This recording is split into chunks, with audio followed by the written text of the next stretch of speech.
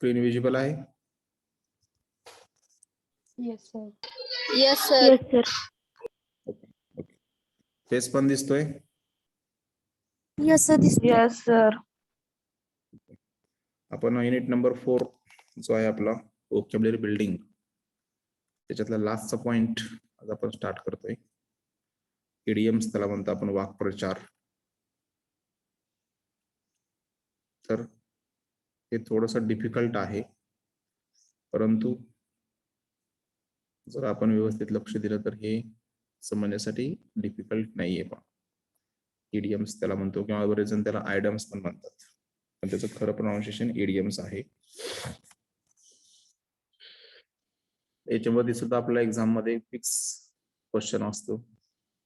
तर त्याच्यामध्ये काय दिलेलं असतं पहा, आता जे कोलोकेशन आपण पाहिले त्याच पद्धतीचे क्वेश्चन्स याच्यामध्ये विचारले जातात की फॉलोइंग इडियम दिलेला आहे, त्या इडियमचा सेंटेन्स मध्ये वापर करायचा किंवा त्याचं मिनिंग सांगायचं. किंवा 1 मार्कासाठी विचारला असेल तर फक्त मिनिंग विचारतात, what is the meaning of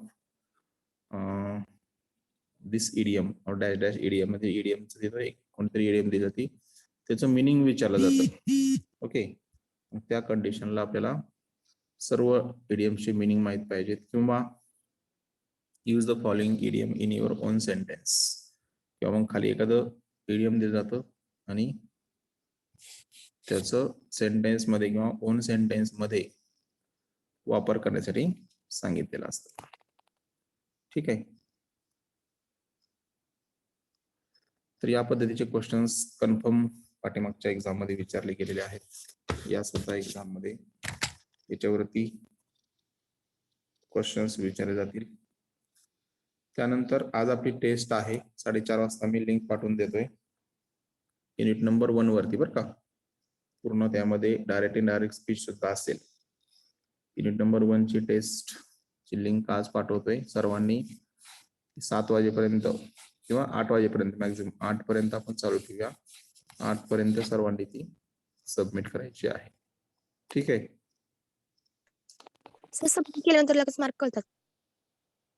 नाही, मार्क्स मी नंतर पाठवतो तुम्हाला.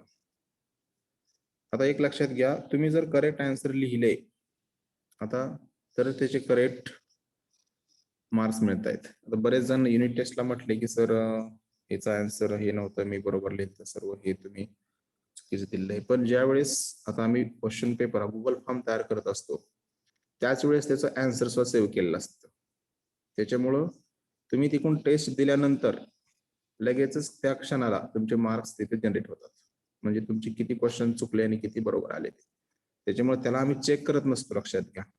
आता जे आपण पूर्वी काय करायचो, पेपर चेक करत होतो, तर चेक करायची काही आता आवश्यकता नाहीये. फक्त क्वेश्चन पेपर ज्यावेळेस आम्ही काढतोय त्यावेळेस 4 ऑप्शन्स असतात. तर 4 ऑप्शन पैकी एक ऑप्शन आन्सर म्हणून तिथे क्लिक करावं लागतं आम्हाला. तिथे जे करेक्ट आन्सर आहे त्याला आम्ही क्लिक केलं असतं. मग तुम्ही तो क्वेश्चन सॉल्व्ह केला की लगेच तुमच्या इथे मार्क्स डिसाईड होतात की हे आन्सर बरोबर आहे का चुकीचं आहे. आलं लक्षात? त्यामुळे ऑटोमॅटिक तुमचे मार्क्स तिथं होतात. 1-2 दिवसामध्ये लगेच तुमच्या मार्काचे ते मी सीट तयार करून तुम्हाला लगेच पाठवून देतो किती मार्क्स कोणाला मिळाले आहेत ते. ठीक आहे.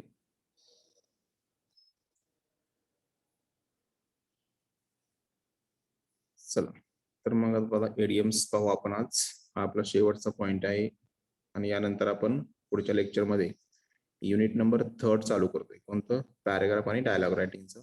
आणि पॅराग्राफ आणि डायलॉग रायटिंग संपल्यानंतर स्पीच रायटिंगचं युनिट संपवतोय. आणि स्पीच रायटिंग संपल्यानंतर मग आपण जे सर्वात मोठं युनिट आहे आपलं कॉम्प्रेन्शन, जे लेसन्स दिलेले आहेत, तर ते लेसन्स आपण नंतर 1 बाय 1 लेसन्स पाहणार आहोत.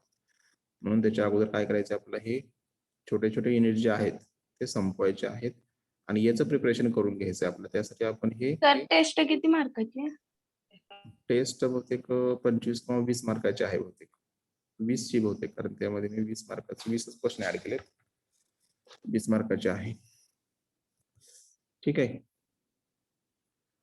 चला idioms पाहूया. Dictionary defines an idiom as a form of expression peculiar to a language. आता इथं डिक्शनरीनं डिफाइन केली डेफिनेशन कशाची पहा, idioms ची. काय म्हणते पहा, की as a form of expression peculiar to a language, म्हणजे त्या स्पेसिफिक लँग्वेजमध्ये जे काही स्पेसिफिक ठरवून दिलेले गुड सेईंग असतात किंवा काही ॲडवाइसेस असतात, तर ते एक्सप्रेशन्स एका फॉर्ममध्ये मांडलेले असतात किंवा एका विशिष्ट त्याला काय म्हणतो फिगरेटिव्ह लँग्वेजमध्ये मांडलेले असतात, तर त्याला आपण इडियम असं म्हणतोय. काय म्हणतोय आपण त्याला? इडियम असं म्हणतोय का? ठीक आहे. Every language has its own collection of wise sayings. फायदे दिले पुढं.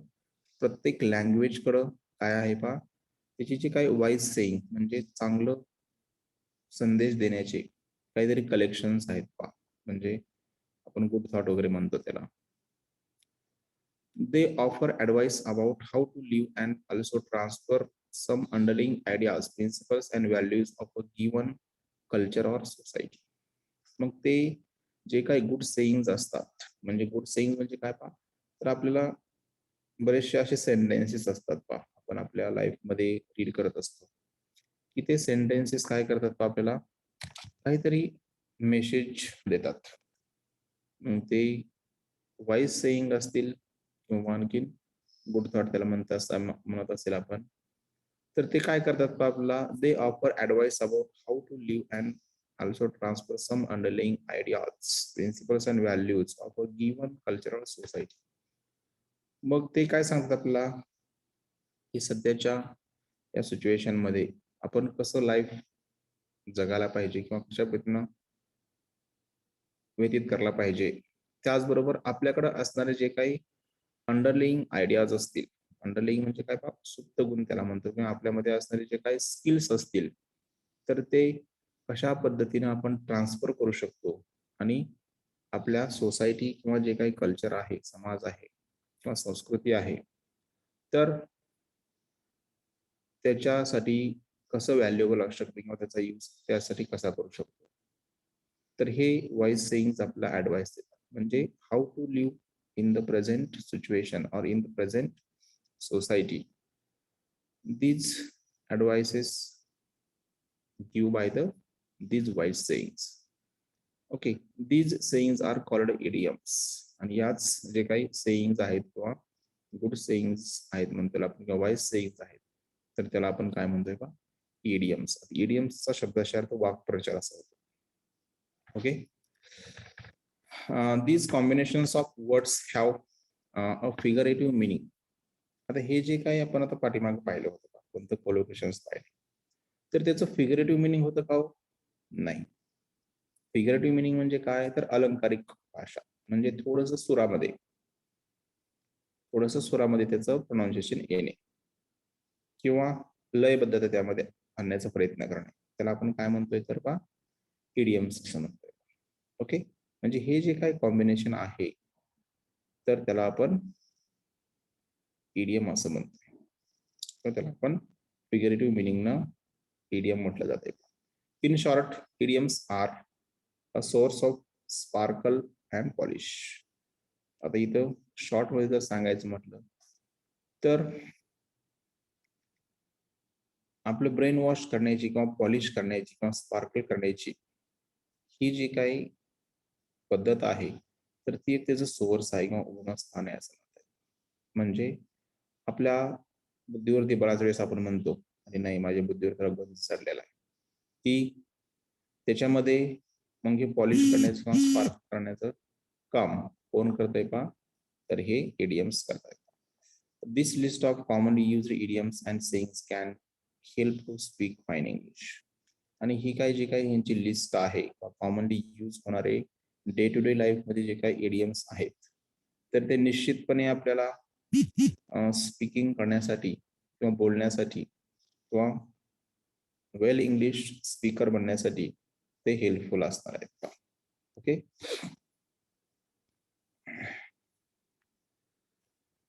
त्यानंतर नेक्स्ट आहे पहा,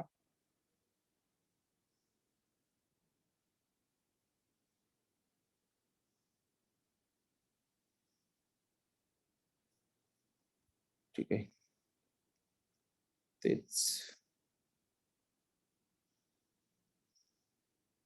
तेच आहे बहुतेक सेकंड स्लाइड. ठीक आहे, थर्ड स्लाइड. आता हे जे काही इडियम्स आहेत तर ते आपल्याला एक्झाम मध्ये अशा पद्धतीने विचार जाणार आहेत की इडियम दिली जाईल आणि इडियम मध्ये काय विचारलं जाईल आपल्याला, त्याचं इंग्लिश मिनिंग आणि त्याचं काय म्हणायचं त्याला मराठी मिनिंग आपल्याला ते लिहायचं नाहीये, पण मराठी मिनिंग आपल्याला माहित पाहिजे. का माहित पाहिजे? कारण त्याच्याशिवाय आपण सेंटेन्स मध्ये यूज करू शकणार नाहीये. ओके, तर ह्याचे सर्व तुम्हाला मी मराठी मिनिंग काल जसे पाठवून दिले होते तर तसे ह्याचे पण पाठवून देतोय. ओके, इडियम मध्ये समजलं काय तुम्हाला ते? Yes sir.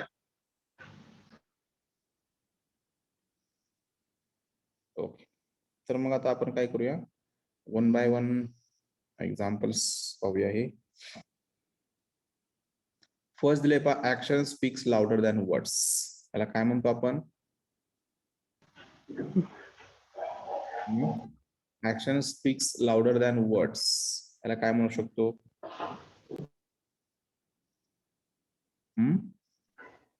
वाक्प्रचार आहे पहा, काय म्हणतो तर उक्तीपेक्षा कृती श्रेष्ठ, म्हणजे बोलण्यापेक्षा कृती श्रेष्ठ असते. ओके, तिथे मिनिंग दिले पहा, people's intentions can be judged better by what they do than what they say. म्हणजे व्यक्तींचं आपण बरेचसे व्यक्ती असतात पहा आपल्या संपर्कात असणाऱ्या, ते फक्त काय करतात नुसते बोलत असतात, नुसते त्यांच्या तोंडामध्ये आपण म्हणतो जोर आहे की ते म्हणजे ऍक्शन कुठले करत नाही, फक्त नुसतं बडबड करतात. ठीक आहे, तर त्याच्यापेक्षा आपण त्यांना जज करायचं असेल तर कसं जज करू शकतो पहा, की त्यांच्या कृतीद्वारे आपण काय करू शकतो, जज करू शकतो. म्हणजे त्यांच्या बोलण्यापेक्षा त्यांची कृती श्रेष्ठ असते, असं इथे त्याचं मिनिंग आहे. एक्झाम मध्ये आपल्याला इंग्लिश मिनिंग सुद्धा लिहायचं आहे बरं का, इंग्लिश मिनिंग सुद्धा लिहायचं आहे, इंग्लिश मिनिंग सुद्धा विचारले जातात. आता आपला ऑब्जेक्टिव्ह मध्ये जर आलं तर फक्त तिथं याचं मिनिंग माहित पाहिजे, आपलं टिक मार्क करायला लागेल तिथं, किंवा कोणते मिनिंग आहे ते राईट करा म्हणून तर राईट करायला लागेल. ठीक आहे, एक्झाम्पल्स दिले आहेत प्रत्येक ठिकाणी. आता तुम्ही एक्झाम्पल्स दुसरे कोणतेही एक्झाम्पल्स लिहू शकता, हेच एक्झाम्पल लिहावं असं काही कंपल्शन नाही. त्याच्यामुळे आपण फक्त काय करूया, इंग्लिश मिनिंग आणि त्याचं मराठी मिनिंग या दोन गोष्टी आपण डिस्कस करूया. मग एक्झाम्पल तुम्ही as you wish you can write any example related to that idiom. Okay, ठीक आहे ना, काय अडचण? No sir. No sir. Important काय आहे आपल्याला पहा, एक्झाम्पल तुम्ही स्वतः प्रिपेअर करू शकता, परंतु इथे इम्पॉर्टंट काय आहे त्या इडियम्सचं तुम्हाला मिनिंग लक्षात येणं गरजेचं. म्हणजे एकदा मिनिंग लक्षात आलं की तुम्ही you can prepare any sentence. ठीक आहे, आता फर्स्ट काय घेतलं आपण, action speaks louder than words, म्हणजे युक्तीपेक्षा युक्ती नाही बरं का, उक्ती म्हणजे काय, बोलणे. तर उक्तीपेक्षा कृती श्रेष्ठ असते, म्हणजे बोलण्यापेक्षा त्यांची कृती श्रेष्ठ असते. तर हे आपण इथं त्याचं मिनिंग म्हणू शकतो. People's intentions can be judged better by what they do than what they say. Then second idiom, a hot potato. A hot potato म्हणजे काय?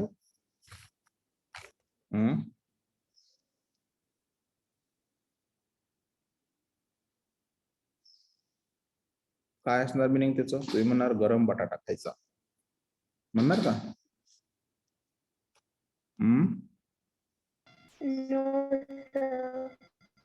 नाही, मग काय? थंड बटाटा.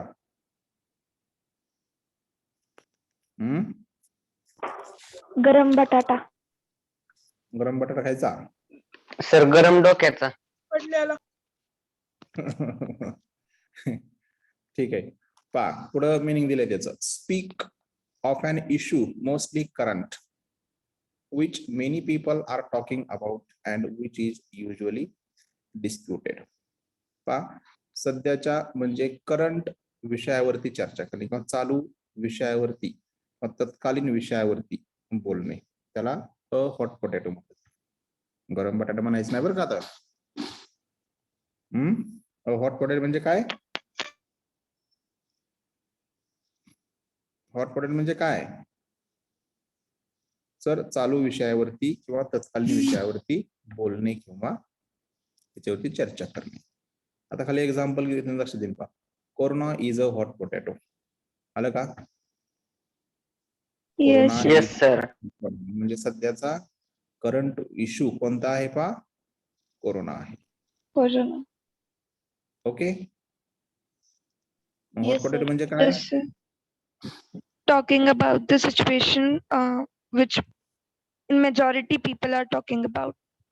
Yes. Okay. Next. Add insult to injury. Add insult to injury means to further a loss with mockery or indignity to worsen an unfavorable situation. म्हणजे त्याला काय म्हणतात पहा? तर गैरव्यवहारास कारणीभूत असणे. Add insult to injury to further a loss with mockery or indignity or worsen an unfavorable situation. म्हणजे त्याचं मिनिंग आहे पहा गैरव्यवहारास कारणीभूत असणे. ठीक आहे. त्याचं एक्झाम्पल तुम्ही नंतर पहा. इथे एक्झाम्पल्स घेतलेले आहेत बरेचसे. Pessimistic people have a habit of adding insult to injury. Then next पहा at the drop of a hat without any hesitation instantly. काय मिनिंग येईल पहा? कसलाच तिरस्कार न करता किंवा कसलेही आडेवेडे न घेता म्हणजे तिथं विदाउट एनी हेजिटेशन मिनिंग दिलंय पहा त्याचं. We can do any work. ठीक आहे. That is the at the drop of a hat. At the drop of the hat म्हणजे काय? तर कसलाही तिरस्कार न करता. This is the Marathi meaning.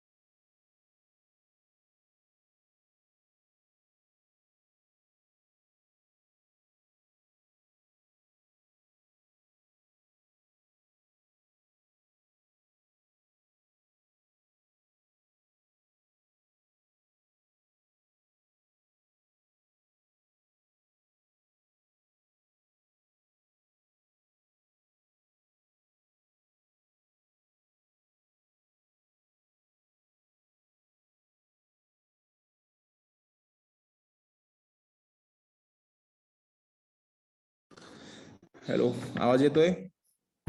Yes sir. Okay. मग त्याला काय म्हणतो? At the drop of a hat म्हणजे काय?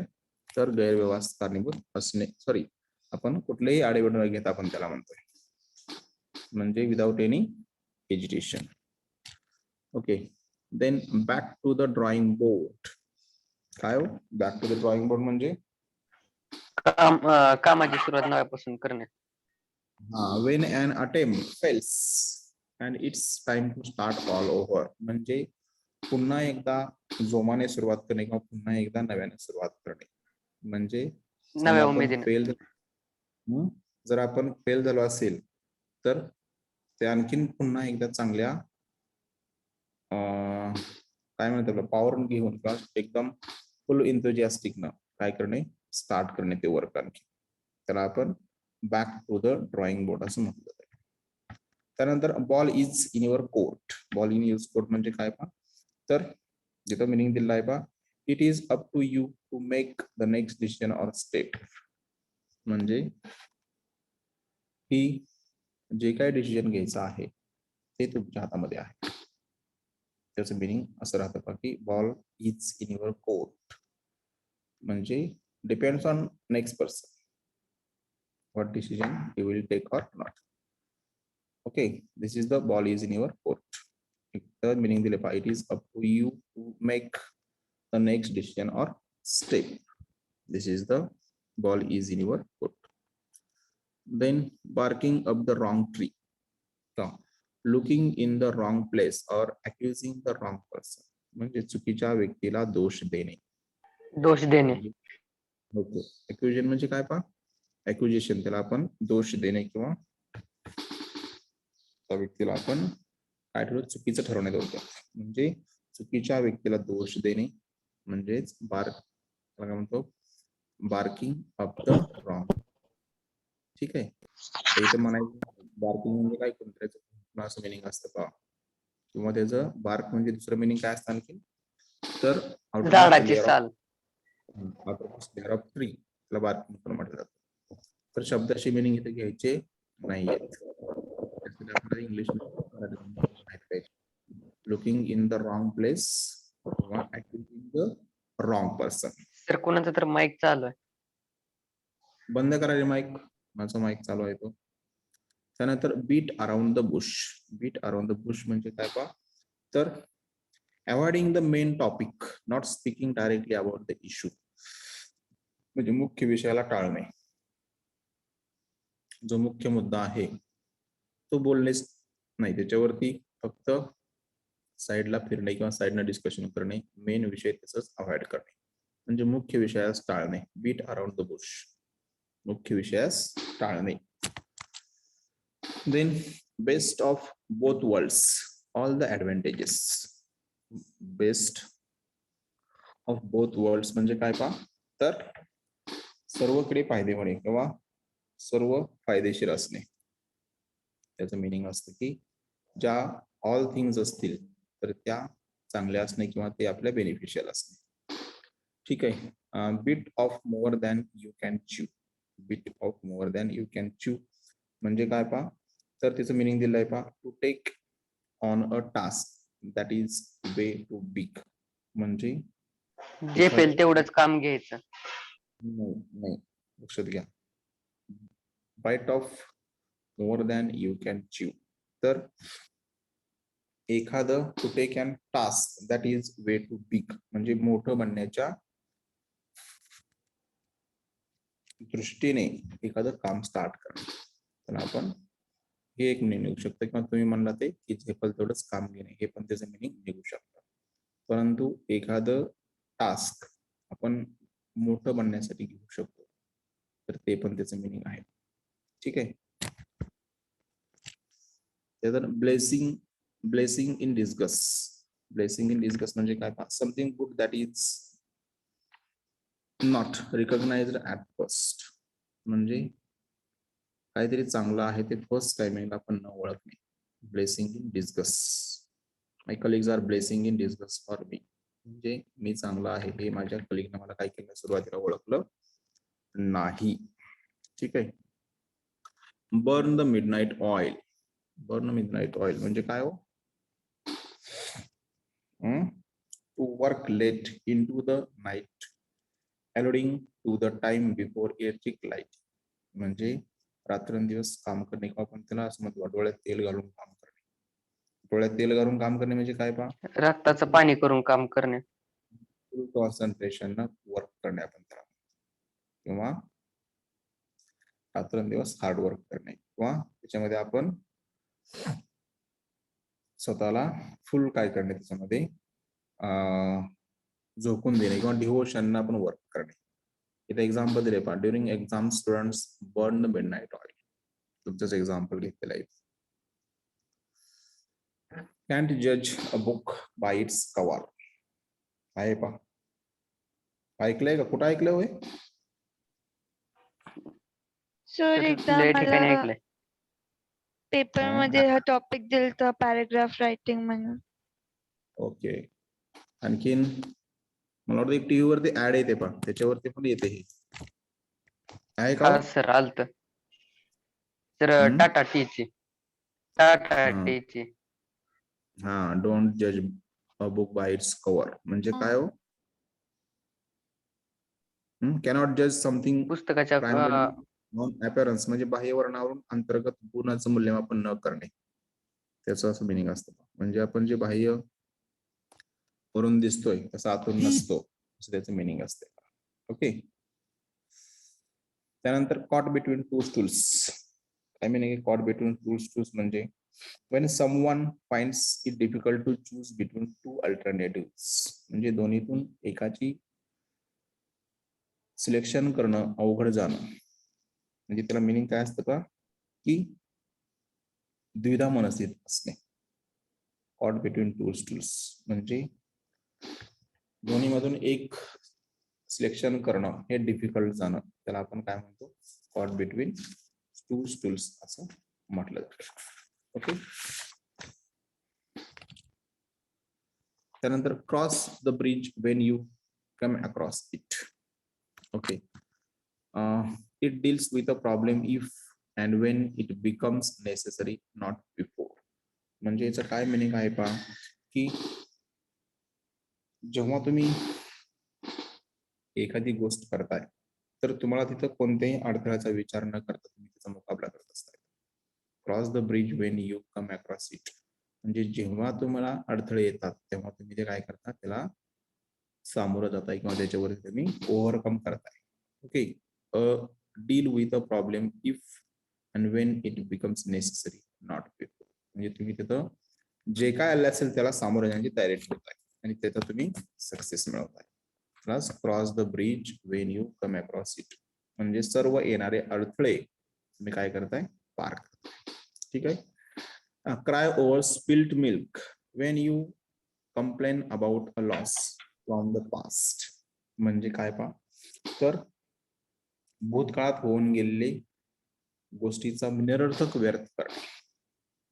भूतकाळात होऊन गेलेल्या गोष्टीचा व्यर्थ शोक करणे आपण त्याला म्हणतो क्राय ओव्हर स्पिल्ड मिल्क. म्हणजे एखादी होऊन गेलेली घटना असते, एखादी होऊन गेलेली घटना असते आणि त्या घटनेवरती आपण काय करतो, उगाच विचार करत बसतो किंवा दोष देत असतो, त्याला म्हटलं क्राय ओव्हर स्पिल्ड मिल्क असं म्हटलं जातं. Okay. Curiosity kills the cat. काय म्हणतो तो, curiosity kills the cat. Being inquisitive can lead you into unpleasant situation. Being inquisitive can lead you into a unpleasant situations. म्हणजे काय पहा, तर जास्त जिज्ञासा दुःखाकडे घेऊन जाऊ शकते. जास्त आपला जिज्ञासा असेल, क्युरिओसिटी असेल तर ती कुठे घेऊन जाऊ शकते पहा, तर अनहॅपी सिच्युएशन कडे किंवा अनप्लेजंट सिच्युएशन कडे आपल्याला निश्चितपणे घेऊन जाऊ शकते. तर इथं आपल्याला जास्त जिज्ञासा नकोय पहा. म्हणजे बऱ्याचशा वेळेस अशा सिच्युएशन्स येतात की आपण एखादा हट्ट धरतो आणि किंवा क्युरिओसिटी असते आपल्याला एखादी गोष्ट जाणून घ्यायची, तरी ती डिफिकल्ट असली तरी सुद्धा त्या ठिकाणी मग आपल्याला निश्चितपणे अडचणी येऊ शकतात. त्यामुळं curiosity kills the cat means जास्त जिज्ञासा घेऊन जाते आपल्याला दुःखाकडे किंवा अनप्लेजंट सिच्युएशन कडे घेऊन जाऊ शकते. त्यानंतर the show has come to an end, it's all over म्हणजे सर्व संपणे किंवा सर्व गोष्टी संपुष्टात येणे. The show has come to an end म्हणजे सर्व गोष्टीचा शेवट होणे किंवा सर्व गोष्टी संपुष्टात येणे किंवा संपणे, असं त्याचं मिनिंग आहे. Okay. Every dark cloud has a silver lining. Be optimistic, even difficult times will lead to better days. काय मिनिंग होतं त्याचं, every dark cloud has a silver lining. हे मला वाटतं गेले बऱ्याच वेळेस तुम्हाला सुद्धा. प्रत्येकाचे दिवस येतात. प्रत्येकाचे दिवस येतात. बरं, आणखीन आपण असं म्हणू शकतो की अपयश ही यशाची पहिली पायरी असते वगैरे म्हणू शकतो. किंवा दुसरं काय म्हणू शकतो आपण,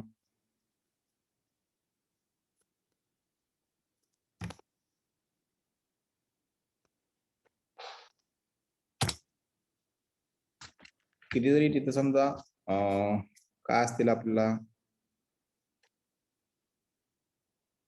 बॅड कंडिशन असेल तरी सुद्धा तिथे एखादा आशेचा किरण आपल्याला पाहायला मिळतो असं पण म्हणू शकतो इथं आपण. Every dark cloud has a silver lining. Okay, be optimistic म्हणजे आपण तिथं आशावादी पाहिजे. Even difficult times will lead to better days. म्हणजे कठीण काळात सुद्धा आपण काय पाहिजे, पॉझिटिव्ह पाहिजे किंवा ऑप्टिमिस्टिक पाहिजे, आशावादी पाहिजे, पेसिमिस्टिक नको आहे. निश्चितपणे आपण तिथं काय करू शकतो, सक्सेस मिळवू शकतो. ठीक आहे. Hear it on the grapevine to hear rumours about something or someone. म्हणजे एखाद्याबद्दलच्या अफवा ऐकणे किंवा एखाद्या गोष्टीबद्दलच्या किंवा एखाद्या व्यक्तीबद्दलच्या अफवा ऐकणे असं म्हटलं जातं. Hear it on the grapevine म्हणजे एखाद्या गोष्टीविषयीच्या अफवा ऐकणे असं मिनिंग आहे. Hit the nail on the head, do or say something exactly right. म्हणजे इथं आपल्याला काय करायची गरज असते पा, योग्य आहे ते करण्याची गरज असते. काय गरज असते, do or say something exactly right म्हणजे जे योग्य आहे, किंवा hit the nail on the head म्हणजे जे एक्झॅक्टली करेक्ट आहे तर ते इथं करायची गरज असते आपल्याला किंवा सांगण्याची गरज असते. ओके, कीप समथिंग ॲट बे, कीप समथिंग अवे म्हणजे एखाद्या गोष्टीला दूर ठेवणे आपण त्याला म्हणतो. कीप समथिंग ॲट बे म्हणजे एखाद्या गोष्टीला अंतरावर ठेवणे. आपण म्हणतो बाय त्याला जरा अंतरावरच ठेव, तो जरा थोडासा व्यवस्थित बिहेवियरचा नाहीये, म्हणजे इथं कीप डिस्टन्स आपण त्याला म्हणतो. ओके, त्यानंतर kill two birds with one stone to accomplish two difficult things at the same time.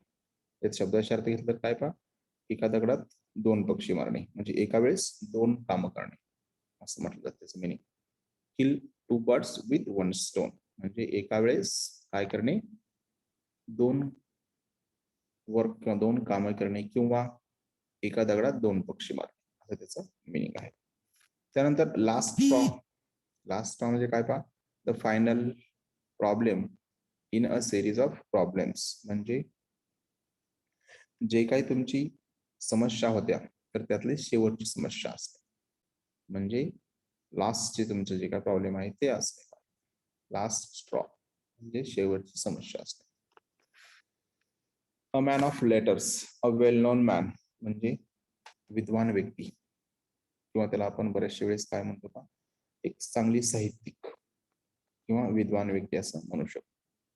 Late the cat out of the bag to share information that was previously concealed, make a long story short म्हणजे इथं काय करायचं का, की पूर्वी एखादी गोष्ट, लपवलेली गोष्ट किंवा छोटी गोष्ट मोठी करून सांगणे.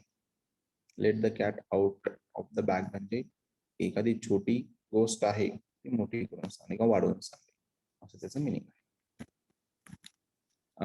देन क्रोकोडाईल टिअर्स हे पाठीमागच्या वेळेस विचारलं गेलं होतं बा एक्झाम मध्ये. क्रोकोडाईल टिअर्स म्हणजे काय पा, तर प्रिटेंडेड सॉरो त्याचं मिनिंग विचारलं होतं एक्झाम मध्ये. क्रोकोडाईल टिअर्स हे एक्झाम मध्ये विचारलं होतं की त्याचं मिनिंग होतं का, प्रिटेंडेड सॉरो म्हणजे ढोंगीपणाचे अश्रू आपण त्याला म्हणतो. प्रिटेंडेड सॉरो म्हणजे ढोंगीपणाचे अश्रू असं त्याचं मिनिंग आहे. Up to the mark, satisfactory म्हणजे समाधानकारक गोष्ट घडणे. अप टू द मार्क म्हणजे सक्सेसफुल गोष्टी घडणे म्हणजे एखादी गोष्ट समाधानकारक घडणे त्याला अप टू द मार्क असं म्हणतात. अप टू द सक्सेस असं पण म्हणू शकतो. अप टू द मार्क म्हणजे सॅटिस्फॅक्टरी म्हणजे समाधानकारक गोष्ट घडणे. Once in a blue moon म्हणजे काय पहा, तर हॅपन्स व्हेरी रिअरली म्हणजे क्वचितच घडणे. हॅपन्स व्हेरी रिअरली म्हणजे कधी क्वचितच किंवा काहीतरी रिअर सिच्युएशनला त्या गोष्टी घडणे. Okay, once in a blue moon happens very rarely. Then next आहे पहा, पिक्चर पेंट्स 1000 वर्ड्स. गेलेलं आहे पहा तुम्हाला हा. अ visual presentation is far more descriptive than words. Picture paints 1000 words म्हणजे काय हो, एक एक चित्र शंभर- आपल्या बोलण्यापेक्षा जास्त समजून देऊ शकतं. नाही, एक चित्र 100 शब्दांपेक्षा जास्त प्रभावी असते. एक चित्र 100 शब्दांपेक्षा काय असते पहा, जास्त प्रभावी असते. ठीक आहे. त्यानंतर piece of cake. Piece of cake, a job or task or other activity that is easy or simple. तर इथं खूपच सोपे कार्य असणे आपण त्याला म्हणतो. Daily exercise is a piece of cake for my brother. म्हणजे इथं जे रोजचं कार्य आहे आपलं किंवा जे डेली ऍक्टिव्हिटी आहे तर ती खूपच सोपी असणे किंवा जे काही कार्य आहे ते खूप सोपे असणे, त्याचं मिनिंग आहे piece of cake. With one voice, unanimously. Unanimously म्हणजे काय पहा, एक मताने, बहुमताने त्याला म्हणतात, सर्वानुमते. विथ वन व्हॉइस म्हणजे सर्वांनी मिळून. ओके, बहुमताने पण त्याला आपण बोलू शकतो. With one voice. Sit on the fence. इथे शब्दाचा अर्थ घ्यायचा नाही की आपल्याला इथे सिट ऑन द फेन्स मध्ये काय म्हणत येते.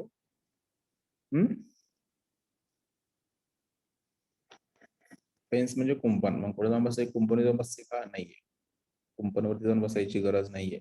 दिस is used when someone does not want to choose or make a decision. म्हणजे इथं द्विधा मनस्थितीत असणे.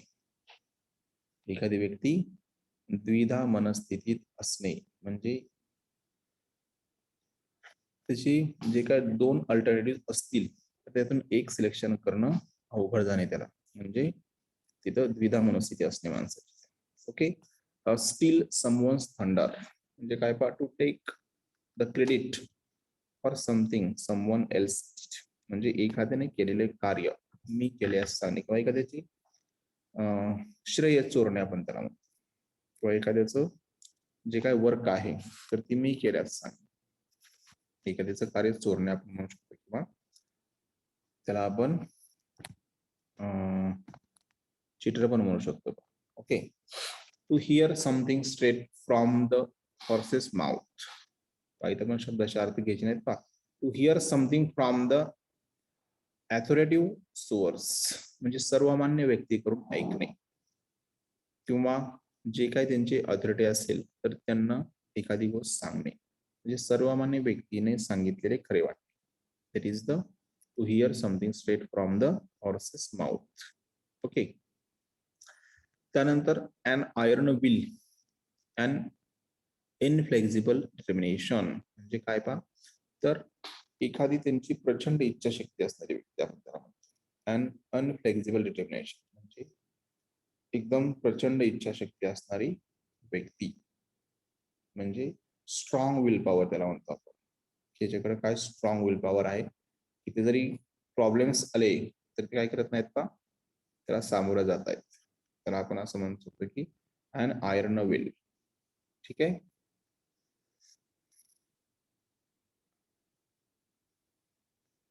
त्यानंतर हा पण विचारला गेला होता बरं का, कॅसल्स इन द इयर. हा पण विचारला गेला होता पाठीमागे. कॅसल्स इन द इयर म्हणजे काय पहा, इमॅजिनरी स्कीम म्हणजे काल्पनिक जग. कॅसल्स इन द इयर म्हणजे काय, काल्पनिक जग किंवा आपण कल्पनेमध्ये मग्न असणे असं पण त्याचं मिनिंग होतं. ठीक आहे. त्यानंतर बाय हुक और बाय क्रुक, बाय फेअर और फॉल मीन्स म्हणजे काहीही करून मिळवणे.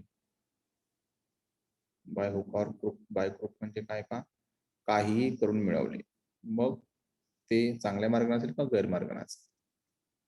म्हणजे काहीही करून मला ती गोष्ट मिळवायची असेल तर त्या ठिकाणी आपण बाय हुक और बाय क्रुक हे इडियम वापरू शकतो.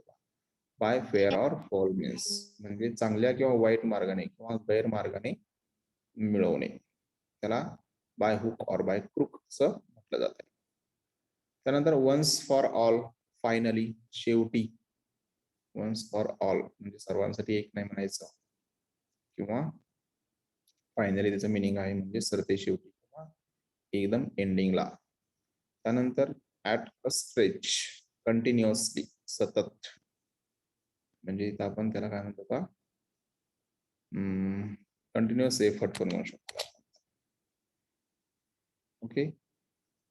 तर हे असे इडियम्स आहेत, त्याचे मराठी मिनिंग तुम्हाला मी कालसारखं पाठवतोय. आणि लास्ट स्लाइड आहे पहा एडियमची exercise. Write sentences using the following idioms. तर ह्याचं मला वाटतं ह्याच्यामध्ये दिलंय आहे अशामध्ये आपल्या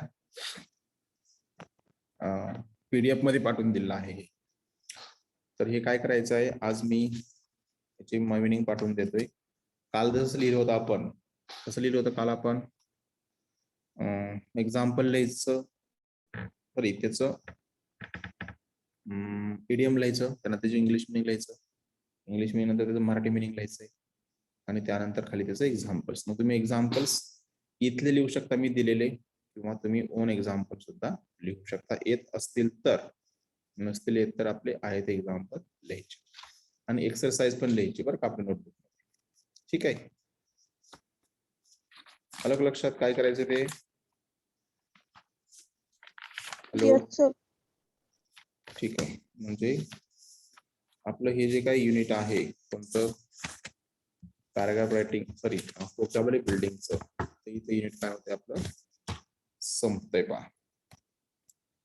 उद्यापासून आपण काय करतोय, नवीन युनिटला स्टार्ट करतोय आणि या युनिटवरती सुद्धा 2 दिवसामध्ये आपण टेस्ट घेणार आहोत बरं का. मला वाटतं आपण थर्सडेला घ्यायची टेस्ट याच्यावरती, गुरुवारी, कारण वेन्सडेला सुट्टी. आता इथून पुढे आपला वीकली ऑफ वेन्सडेला असेल बरं का. संडेला आपला कॉलेज असणार आहे इथून पुढे. Okay, okay sir. तर मग घ्यायची का आपण त्या दिवशी टेस्ट आपली थर्सडेला. हा सर, बट तुम्ही ह्याच्यावरती थोडं आम्हाला एक्झाम्पल पाठवा ना, आम्ही त्याची तयारी करतो. एक्झाम्पल्स म्हणजे याच्यावरती ऑब्जेक्टिव्ह टाइप का? हा, ठीक आहे, ओके. याच्यावरती मी तुम्हाला एक्झाम्पल्स पाठवून देतोय, मग तुम्ही त्याची प्रिपरेशन करा. ठीक आहे सर, आज 4:30ला आहे ना टेस्ट? हो, आज आहे की. आज फर्स्ट युनिट वरती आहे. फर्स्ट युनिटची घ्यायची आज. येस. हा, या युनिटची आपल्याला कधी घ्यायची, परंतु या युनिटची टेस्ट आपल्याला घ्यायची आहे थर्सडेला.